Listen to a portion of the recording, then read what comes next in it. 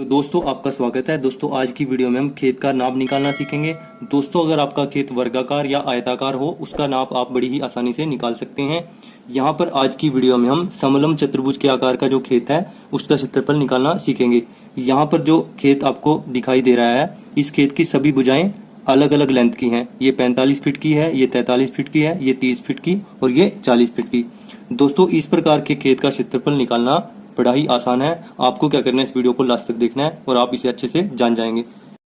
दोस्तों इस प्रकार के खेत का क्षेत्रफल निकालने के दो तरीके हैं। पहला वो तरीका है जो ज्यादातर वीडियोस में बताया गया है, जिससे आपके पास 100% सही क्षेत्रफल नहीं आता। दूसरा वो तरीका है जिससे आपके पास 100% सही क्षेत्रफल आएगा। हम दोनों तरीके से इस खेत का क्षेत्रफल निकाल लेंगे और दोनों तरीके से जो क्षेत्रफल आएगा उसको कंपेयर भी करेंगे। तो चलिए पहले तरीके से निकाल लेते हैं। पहला तरीका क्या कहता है, आमने सामने की भुजाओं को जोड़ेंगे, 2 से भाग करेंगे। आमने सामने की भुजाओं को जोड़ेंगे, 2 से भाग करेंगे और दोनों को गुना कर देंगे, तो उससे हमारे पास क्षेत्रफल आ जाएगा। तो चलिए देखते हैं पहले तरीके से कैसे करेंगे। हमें क्या करना होगा, आमने सामने की भुजाओं को जोड़ना होगा।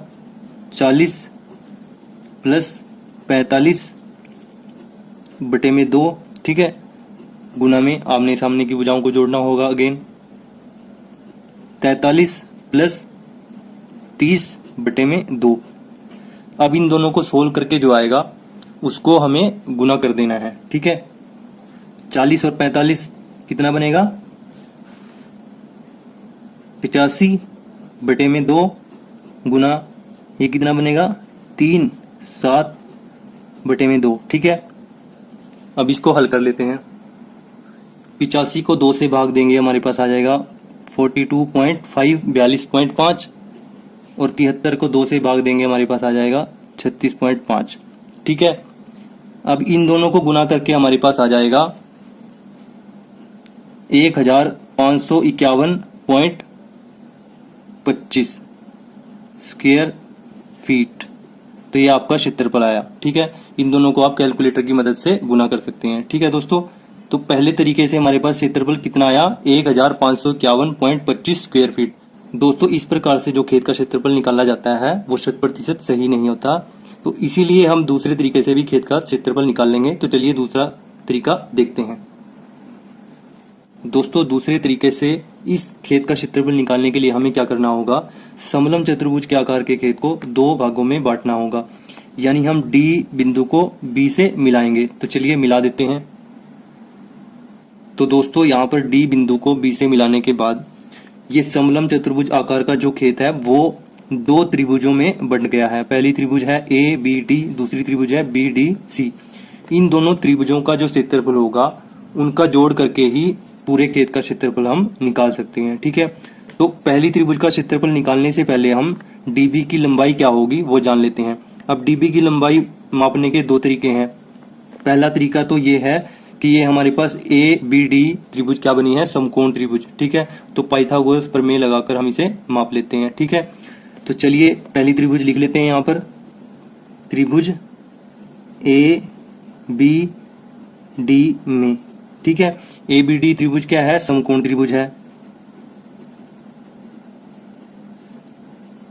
इसमें क्या है, पाइथागोरस का प्रमेय हम लगाएंगे यहाँ पर।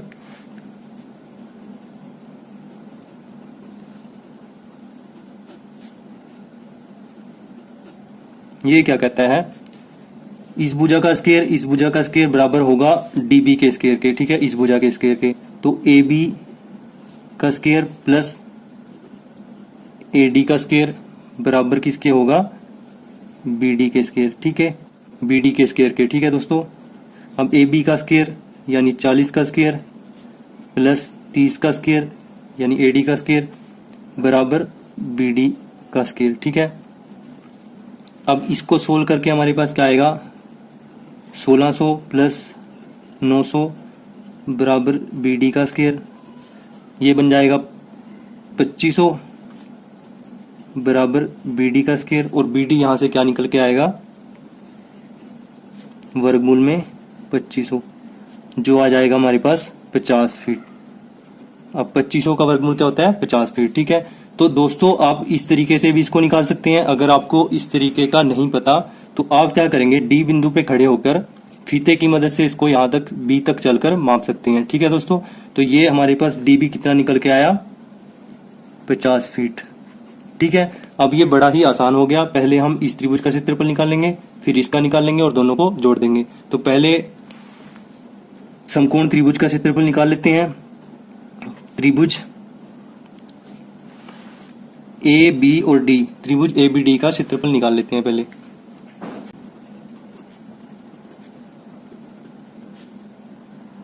तो त्रिभुज ए बी डी का क्षेत्रफल निकालने के लिए हम क्या करेंगे, सबसे पहले तीनों भुजाओं को जोड़ देंगे और 2 से भाग दे देंगे। ठीक है, तो जोड़ते हैं तीनों भुजाओं को,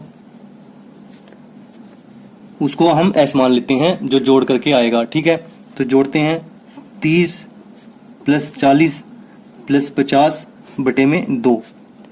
अब ये क्या बनेगा हमारे पास, ये बनेगा हमारे पास 120 बटे में 2 और ये काट के आ जाएगा आपके पास 60। ठीक है, अब त्रिभुज ए बी डी का क्षेत्रफल क्या बनेगा, जो ये यहां पर जोड़कर आया। ठीक है, इसको हम ऐसे लिखेंगे और इसमें से पहली भुजा को घटा देंगे। ठीक है, तो 60 में से पहली भुजा घट गई, हमारे पास कितना आ जाएगा 30। 60 में से 30 गया 30। ठीक है, अब क्या करेंगे, 60 में से दूसरी भुजा को घटाएंगे। 60 में से 40 गया, हमारे पास कितना आ गया 20। अब लास्ट में क्या करेंगे, 60 में से अंतिम भुजा को घटाएंगे, ये कितनी है 50। 60 में से 50 गया, हमारे पास कितना आ गया 10। और इस सब का क्या कर देंगे, वर्गमूल कर देंगे। ठीक है दोस्तों, हम क्या करेंगे, सबसे पहले तो इस s को लिखेंगे जो कि 60 है, फिर इसमें से पहली भुजा घटाएंगे, इसको लिख देंगे, दूसरी भुजा घटाएंगे, उसको लिख देंगे, फिर तीसरी साइड को घटाएंगे, उसको लिख देंगे। इन चारों की गुना करके वर्गमूल निकाल लेंगे तो हमारे पास पहली त्रिभुज का क्षेत्रफल आ जाएगा। ठीक है दोस्तों, अब इन सबको गुना करके हमारे पास क्या आएगा, 6 18, 18 दूनी 36, ये आ जाएगा हमारे पास 36, 1 2 3 4 4 0। ठीक है, और इसका वर्गमूल हम निकाल के क्या आएगा हमारे पास 600 स्क्वायर फीट। ठीक है दोस्तों, तो त्रिभुज एबीडी का क्षेत्रफल क्या है हमारे पास 600 स्क्वायर फीट। ठीक है, अब एक त्रिभुज का तो क्षेत्रफल निकल गया, अब हम दूसरी त्रिभुज का क्षेत्रफल निकाल लेते हैं। ठीक है, तो दोस्तों यहां पर दूसरी त्रिभुज क्या है हमारे पास, बी डी सी। त्रिभुज बी डी सी का क्षेत्रफल दोस्तों उसी तरीके से करेंगे जैसे हमने पहली त्रिभुज का क्षेत्रफल निकाला था। ठीक है, तीनों भुजाओं को जोड़ देंगे, उसको हम s के बराबर रख लेंगे, 50 प्लस 45 प्लस 43। ठीक है दोस्तों, बटे में 2। अब इन तीनों को जोड़कर हमारे पास क्या आ जाएगा, 8 9 और 4 13, ये आ जाएगा 138 बटे में 2। इसको काट देंगे, 2 6 12, 2 9 में 18, तो ये आ जाएगा 69 69। ठीक है दोस्तों, अब सेम तरीका फॉलो करेंगे। त्रिभुज बी डी सी क्षेत्रफल क्या करेंगे, हम 69 को लिख देंगे, जो s था उसको लिख दिया, 69 यानी 69 को लिखने के बाद क्या करेंगे, इसमें से पहली भुजा घटाएंगे, तो 69 में से 50 गया, हमारे पास कितना आ गया 19। 69 में से 45 गया, हमारे पास कितना आ गया 24। 69 में से 43 गया, हमारे पास कितना आ गया 26। ठीक है, क्या किया हमने यहाँ पे दोस्तों, सबसे पहले s को लिखा, फिर उसमें से एक एक भुजा को घटा के जो जो आया उसको लिख दिया। पहली भुजा को घटाया 19 आ गया, दूसरी भुजा को घटाया 24 आ गया, तीसरी भुजा को घटाया 26 आ गया। ठीक है, इसका वर्गमूल निकाल लेंगे। अब इन चारों को गुना करके हमारे पास क्या आएगा, 8 1 8 0 6 4। ठीक है, आप कैलकुलेटर की मदद से ये गुना कर सकते हैं और वर्गमूल भी निकाल सकते हैं। इसका वर्गमूल निकाल के हमारे पास आएगा 904.4689। ठीक है, स्क्वायर फीट। तो यहां पर त्रिभुज बीडीसी का क्षेत्रफल क्या है आपके पास 904.4689 स्क्वायर फीट। ठीक है, अब आपको क्या करना है, दोनों त्रिभुजों के क्षेत्रफल को जोड़ देना है।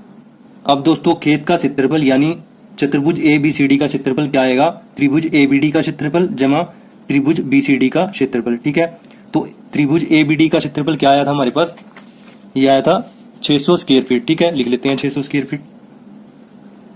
ठीक है, और त्रिभुज BCD का क्षेत्रफल क्या आया था 904.4689। लिख लेते हैं इसको भी। अब दोनों को जोड़ देंगे तो हमारे पास खेत का क्षेत्रफल आ जाएगा। जोड़ते हैं दोनों को। 4689 तो ऐसे रहेगा, 904 जमा में 600 कितना बनेगा 1504। ठीक है दोस्तों, तो हमारे पास क्या क्षेत्रफल आया 1504.4689 स्क्वायर फीट। ठीक है दोस्तों, आई होप यहाँ तक आपको अच्छे से समझ में आया होगा। अगर आपको कहीं पे डाउट है तो आप वीडियो को एक बार दोबारा देखें, आपका वो डाउट अवश्य ही क्लियर हो जाएगा। तो दोस्तों अब हम कंपेयर करते हैं कि पहले जो तरीका था उससे क्या क्षेत्रफल आया था और दूसरे तरीके से क्या क्षेत्रफल आया। ठीक है, तो पहले तरीके से क्षेत्रफल क्या आया था हमारे पास, यह आया था 1551.25 स्क्वायर फीट। ठीक है, और दूसरे तरीके से क्या आया हमारे पास 1504.4689 स्क्वायर फीट। तो दोनों क्षेत्रफल में लगभग 47 का डिफरेंस है। ठीक है, जो ये दूसरे तरीके से क्षेत्रफल हमने निकाला वो सही तरीका है, उससे 100% क्षेत्रफल निकलता है। तो दोस्तों आपको यही तरीका फॉलो करना है। ये वाला तरीका अधिकतर वीडियोस में बताया गया है, इसको आपको फॉलो नहीं करना है। दूसरे वाले तरीके को अगर आप फॉलो करोगे तो आपके पास 100% सही क्षेत्रफल आएगा। आई होप यहाँ तक आपको अच्छे से समझ में आया होगा। अगर आपको कहीं पे डाउट है तो आप वीडियो को एक बार दोबारा देखें। फिर भी अगर आपको डाउट रहता है तो कमेंट बॉक्स में जरूर पूछें। अगर आपको ये वीडियो अच्छी लगी तो वीडियो को लाइक करना, दोस्तों के साथ शेयर करना, चैनल पर नए हो तो चैनल को सब्सक्राइब जरूर कर लेना। Thanks for watching this video.